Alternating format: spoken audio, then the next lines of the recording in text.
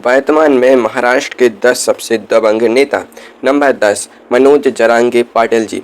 हुकूमत दूसरों के दम पर तो कोई और भी कर ले, जो अपने दम पर हुकूमत बदल दे उसे सिकंदर कहते हैं। मराठा आरक्षण की आग को पूरे महाराष्ट्र में फैलाने वाले मनोज जरांगे पाटिल जी आज की तारीख में वो नाम है जिससे बड़े बड़े दिग्गज राजनेता भी कतराते हैं। बिना किसी राजनीतिक पद के सिर्फ एक आम इंसान की तरह आकर इन्होंने महाराष्ट्र की राजनीति में ईंट से ईंट बजा दी। जब ये भूख हड़ताल पर बैठते हैं तो मंत्रालय में बैठी सरकार के पसीने छूट जाते हैं। आसमान सिर पर उठाना किसे कहते हैं, ये मनोज जरांगे पाटिल जी ने दुनिया को अच्छे से दिखाया है। बड़े बड़े मंत्रियों को घुटनों पर ला देना और अपनी शर्तों पर सरकार को झुकाना इनकी सबसे बड़ी यूएसपी है। हवाओं से कह दो अपनी औकात में रहें, हम परों से नहीं हौसलों से उड़ा कहते हैं। नेताओं को सरेआम अल्टीमेटम देना और अपनी मांग पर अंगद की तरह पैर जमा कर बैठ जाना इनकी दबंगाई का सबसे बड़ा सबूत है। इन्होंने साबित कर दिया कि सत्ता भले ही नेताओं के पास हो, लेकिन जन सैलाब का असली पावर क्या होता है। विरोधियों के छक्के छुड़ाने वाले मनोज जरांगे पाटिल जी आज के समय के सबसे बड़े वाइल्ड कार्ड पावर हाउस बन चुके हैं। नंबर 9, नीतीश राणे जी। तेवर तो हम वक्त आने पर दिखाएंगे, शहर तुम खरीद लो, हुकूमत हम चलाएंगे। बीजेपी के सबसे मुखर और फायर ब्रांड विधायक नीतीश राणे जी अपनी आक्रामक राजनीति और तीखे बयानों के लिए पूरे देश में जाने जाते हैं। सोशल मीडिया से लेकर ज़मीन तक ये विरोधियों पर इस कदर बरसते हैं कि सामने वाले पानी मांगने लगते हैं। अंगारों पर पैर रखना नीतीश राणे जी का शौक है क्योंकि ये किसी भी राजनीतिक विवाद से कभी पीछे नहीं हटते। अपनी बात को बिल्कुल बेबाकी से रखना और विरोधियों की नाक में दम करना इनकी पहचान बन चुका है। हम वो समंदर हैं जो कभी खामोश नहीं होते, लहरें कितनी भी ऊंची हों हम होश नहीं खोते। विरोधियों के गढ़ में घुसकर उन्हें खुलेआम ललकारना और अपने तीखे तर्कस से बाणों के ऐसे तीर छोड़ना जिससे पूरी राजनीति में हड़कंप मच जाए, इनका रोज का काम है। नीतीश राणे जी का यह कड़क और कभी न झुकने वाला अंदाज युवाओं के बीच इन्हें एक बेहद लोकप्रिय और दबंग नेता बनाता है। नंबर 8, नारायण राणे जी। शेर का शिकार करने के लिए जिगरा चाहिए और हमसे टकराने के लिए खुद का ही जनाजा चाहिए। कोंकण के असली किंग मेकर कहे जाने वाले नारायण राणे जी महाराष्ट्र की राजनीति का वो पुराना चावल है जिसका स्वाद आज भी उतना ही कड़क है। सीधे टकराव यानी डायरेक्ट कन्फ्रंटेशन में इनका कोई मुकाबला नहीं कर सकता। ठाकरे परिवार से उनकी पुरानी और सीधी दुश्मनी जग जाहिर है। जब नारायण राणे जी मंच पर आकर गरजना शुरू करते हैं तो विरोधियों के तोते उड़ जाते हैं। अपनी बात को डंके की चोट पर कहना और किसी के आगे ना झुकना इनका पुराना स्टाइल है। वक्त का तकाजा है कि हम चुप हैं अभी, वरना बमंडर उठाना हमारी फितरत में है। नारायण राणे जी ने अपने राजनीतिक करियर में कई बड़े उतार चढ़ाव देखे हैं, घाट घाट का पानी पिया है, लेकिन उनकी दबंग तेवर कभी ठंडे नहीं पड़ी। सरेआम मंत्रियों और बड़े नेताओं को चुनौती देना और अपनी बात पर अड़े रहना उनकी इस धाकड़ छवि को और मजबूत बनाता है। नंबर 7, नितिन गडकरी जी।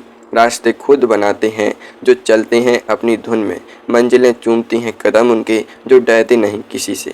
केंद्रीय मंत्री नितिन गडकरी जी को अगर विकास का बुलडोजर कहा जाए तो इसमें कोई अतिशयोक्ति नहीं होगी, लेकिन उनकी दबंगई का अंदाज़ा बिल्कुल अलग और अनोखा है। ये किसी से लड़ाई झगड़ा नहीं करते, बल्कि अपनी ही सरकार की कमियों या ब्यूरोक्रेसी की सुस्ती पर सरेआम भरे मंच से खरी खरी सुना देते हैं। दूध का दूध और पानी का पानी करना कोई नितिन गडकरी जी से सीखे। इनकी ईमानदारी और काम करने का तरीका ही इनकी सबसे बड़ी ताकत है। काम ऐसा करो कि नाम हो जाए, वरना नाम ऐसा करो कि सुनते ही काम हो जाए। बिना किसी फालतू के विवाद में फंसे अपनी बेबाकी और दमदार परफॉर्मेंस से विरोधियों को निरुत्तर कर देना गडकरी जी का सिग्नेचर स्टाइल है।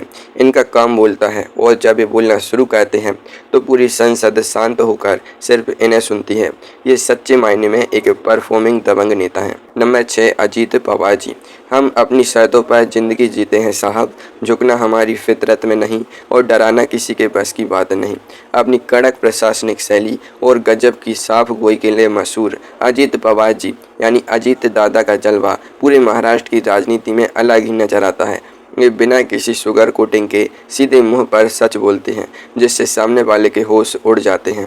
अधिकारियों को सरेआम फटकार लगाना हो या मीडिया के अटपटे सवालों पर ऑन कैमरा क्लास लेना, अजीत दादा के सामने जाने से बड़े बड़े लोग भी कतराते हैं। तूफान में कश्तियाँ और घमंड में हस्तियाँ डूब जाती हैं, लेकिन जो लहरों से खेलें वही बाजीगर कहलाते हैं। सुबह सुबह पूरी राजनीति का पासा पलट देना और अचानक से इतने बड़े फैसले लेना, ये सब देखते रह जाएं। ये सिर्फ अजीत पवार जी ही कर सकते हैं। इनका रौब, कड़क आवाज और प्रशासनिक पकड़ इन्हें महाराष्ट्र का एक बेहद धाकड़, बेबाक और दबंग लीडर साबित करती है। नंबर 5, उद्धव ठाकरे जी। जख्म जितने गहरे होंगे, वार उतना ही करारा होगा। अब जो मैदान में उतरेंगे तो अंजाम हमारा होगा। सेना यूबीटी प्रमुख उद्धव ठाकरे जी ने पिछले कुछ सालों में जो आक्रामक रूप अपनाया है, उसने महाराष्ट्र की सियासत को पूरी तरह से हिलाकर रख दिया है। पार्टी टूटने और सत्ता हाथ से जाने के बाद विरोधी समझ रहे थे कि उद्धव ठाकरे जी अब ठंडे पड़ जाएंगे, लेकिन उन्होंने अपनी आस्तीनें चढ़ा ली और दोगुनी ताकत से मैदान में उतर आए। मुंबई के महत्व को कम करने की कोशिश करने वालों को सीधे टुकड़े करने की खुली चेतावनी देना उनके नए और बेहद आक्रामक रूप को साफ दर्शाता है। मिटा सके जो हमारे हौसलों को, वो दम खिसी में नहीं, हम वो चिंगारी हैं जो बुझने के बाद भी आग लगा देती है। एक घायल शेर की तरह पलटवार करना और अपनी विशाल जनसभाओं में विरोधियों के पर खच्चे उड़ाना आज उद्धव ठाकरे जी की सबसे बड़ी पहचान बन चुका है। उनके तेवर अब पहले से कहीं ज़्यादा तीखे, धारदार और बेबाक हो चुके हैं, जिससे जनता उनके साथ मजबूती से खड़ी दिखती है। नंबर 4, संजय राउत जी। कलम की धार से जो तख्तो ताज हिला दे, हम वो मुसाफिर हैं जो सोतों को जगा दे।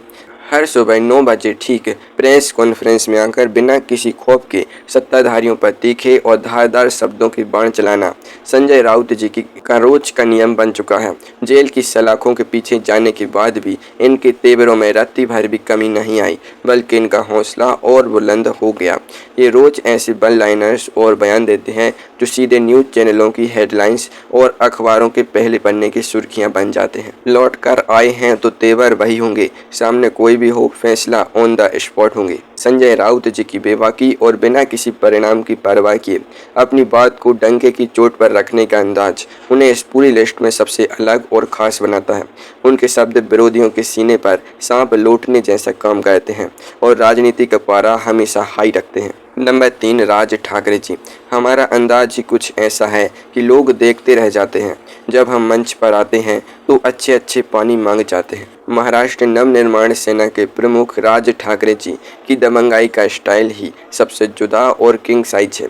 बिना किसी सत्ता या सरकारी पद के भी पूरे महाराष्ट्र में इनका जो स्वैग, रौब और खौफ है, वो किसी महाराजा से कम नहीं है। लाउड स्पीकर का मुद्दा हो या फिर मराठी अस्मिता का, राज ठाकरे जी का डायलॉग डिलीवरी स्टाइल और सीधे मंच से प्रशासन की अल्टीमेटम देना जनता के रोंगटे खड़े कर देता है। मंजिलें मिले ना मिले ये तो मुकद्दर की बात है, लेकिन हम कोशिश भी न करें ये तो गलत बात है। बिना किसी फिल्टर के सीधे, सपाट और बेबाक बयान देना और सरेआम व्यवस्था की कमियों पर उंगली उठाना इनकी सबसे बड़ी यूएसपी है। इनका सिर्फ एक इशारा और पूरी मुंबई की रफ्तार थम जाती है। यही राज ठाकरे जी की असली और जमीनी दबंगाई है। नंबर 2, एकनाथ शिंदे जी।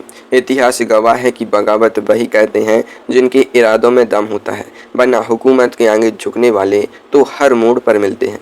भारतीय राजनीतिक के इतिहास का सबसे बड़ा और हैरान कर देने वाला तख्ता पलट करने वाले नेता हैं एकनाथ शिंदे जी।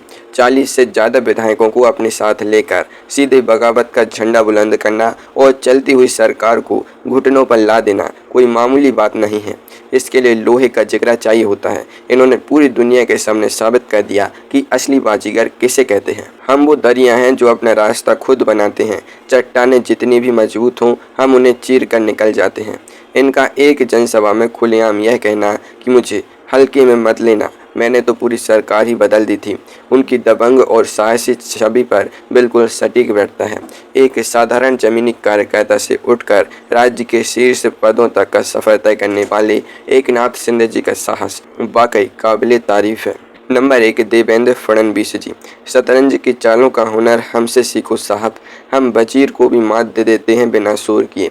महाराष्ट्र की राजनीति के असली चाणक्य मौजूदा मुख्यमंत्री देवेंद्र फडणवीस जी इस लिस्ट में सबसे टॉप यानी नंबर 1 पायदान पर विराजमान है। इनकी दबंगई का अंदाजा चीखने चिल्लाने का नहीं बल्कि शांत रहकर बेहद सटीक और खतरनाक वार करने का होता है। साल 2019 की वो सुबह सुबह की चौंकाने वाली शपथ हो या 2022 में महाविकास आघाड़ी की सरकार को धराशायी करना हो या फिर हाल ही में मुख्यमंत्री पद पर अपनी बेहद दमदार वापसी करना हो, इनके सारे फैसले हमेशा हाई स्टेक और गेम चेंजिंग होते हैं। विधानसभा के पटल पर जब वे खड़े होकर बोलना शुरू करते हैं तो विरोधियों की बोलती पूरी तरह बंद हो जाती है। समंदर की खामोशी को उसकी बेबसी में समझना, जब हम उठेंगे तो पूरा मंजर बदल देंगे। बिना किसी शोर शराबे के इतिहास रच देना और विरोधियों को संभलने का एक सेकंड का मौका तक न देना देवेंद्र फडणवीस जी की सबसे बड़ी ताकत और रणनीति है। सामने से आकर सीधे अपनी राजनीतिक चालों से पूरी बिसात को पलट देना और विरोधियों को चारों खाने चित कर देना ही देवेंद्र फडणवीस जी की असली, अचूक और सबसे बड़ी दबंगई